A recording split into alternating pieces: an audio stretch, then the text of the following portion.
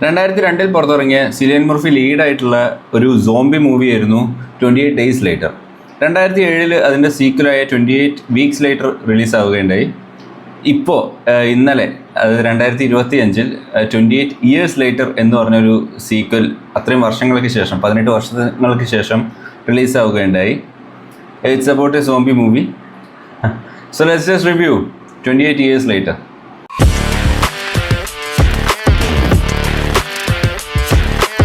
ആദ്യം തന്നെ പറയാമല്ലോ, ഇതിൽ വരുന്ന സോംബി എന്നുള്ള ഒരു ടിപ്പിക്കൽ സോംബി അല്ല. ഒരു റേജ് വൈറസ് എന്നുള്ളൊരു വൈറസ് ബാധിച്ച ടൈപ്പ് ഓഫ് ആൾക്കാരാണ്.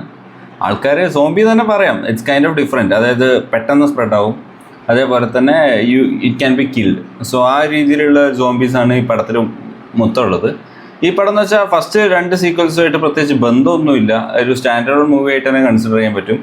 ഓൾസോ ലൈക്ക് ഇതിൻ്റെ ഈ തേർഡ് പാർട്ടിൻ്റെ ഒരു സെക്കൻഡ് പാർട്ട്, അതായത് fourth movie of the sequel next year release ആവുന്നുണ്ട്. സോ അതുകൊണ്ട് തന്നെ ഒരു ക്ലിഫ് ഹാങ്ങർ എൻഡിങ് ആണ് ഈ പടത്തിന് കൊടുത്തിട്ടുള്ളത്. പടത്തിൻ്റെ story line is actually interesting. അതായത് ലൈക്ക് അങ്ങനെ ബോറടിപ്പിക്കുന്ന രീതിയിലല്ല, കുറച്ച് ചിരിക്കാനുള്ള വക പോലും പടത്തിൽ വരുന്നുണ്ട്. എന്നാൽ പോലും ലൈക്ക് ചില ജംസ്കെയർസ് ഉണ്ട്, കുറച്ച് സ്കെയറി സീൻസ് ഉണ്ട്.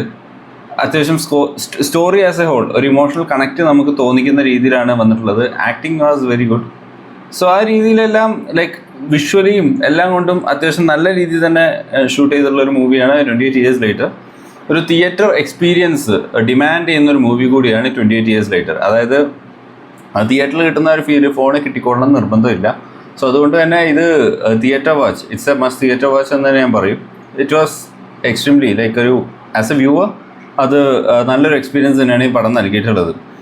മ്യൂസിക്കൽ സ്കോഴ്സ് ആസ് വെൽ അത് എടുത്തു പറയണം. കാരണം ചില സ്പെസിഫിക് സീൻസിൽ മ്യൂസിക് സ്കോഴ്സ് നല്ല രീതിയിൽ ആ സീനിനെ ഇലവേറ്റ് ചെയ്തിട്ടുണ്ട്.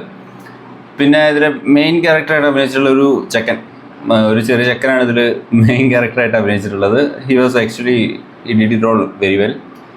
മൊത്തത്തിൽ like acting as a whole എല്ലാം കൊണ്ടും നല്ലൊരു മൂവിയായിരുന്നു. അതിൻ്റെ ക്ലിഫ് ഹാങ്ങർ എൻഡിങ് അത് എനിക്ക് അത്രത്തോളം അങ്ങ് സാറ്റിസ്ഫൈഡ് ആവാത്തൊരു എൻഡിങ് ആയിരുന്നു. പക്ഷേ എന്നാൽ പോലും let's see what happens in this fourth movie. അതായത് 3rd ഉം 4th ഒന്നിച്ചാണ് ഷൂട്ട് ചെയ്തത്. So let's see that and verify. So that is my review. I think you should go for it. It's a very good movie.